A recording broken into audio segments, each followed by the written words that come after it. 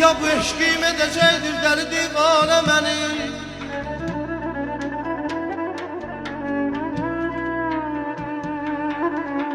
Ya bu eşkim edəcəkdir dəli divanə mənim. Ya da ki çatdıracaq sevgili cananəm məni.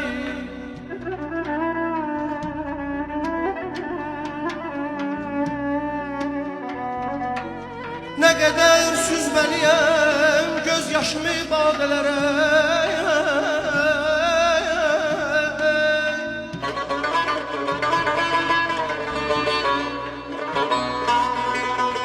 Nə qədər süzməliyəm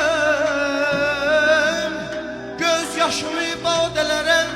Nə qədər məst edəcək qəm dolu peymanəm məni.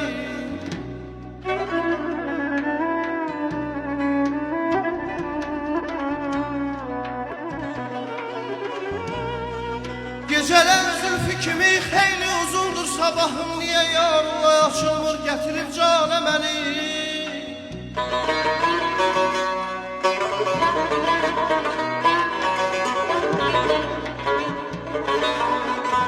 Yazdılar vərəq üstündə qara bəxtimizi.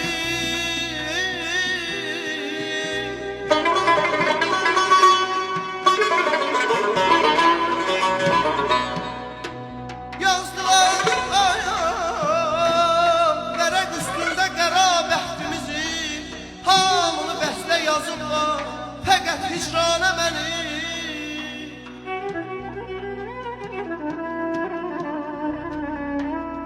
Məni qovmaqla gülüm dəhlidən namərd eləmə. Eşqi cəngindən bilirlər hamı mərdanə məni. Seyyidəm rəhm elə yandırma vüsalın oduna. Əl edib səslə girən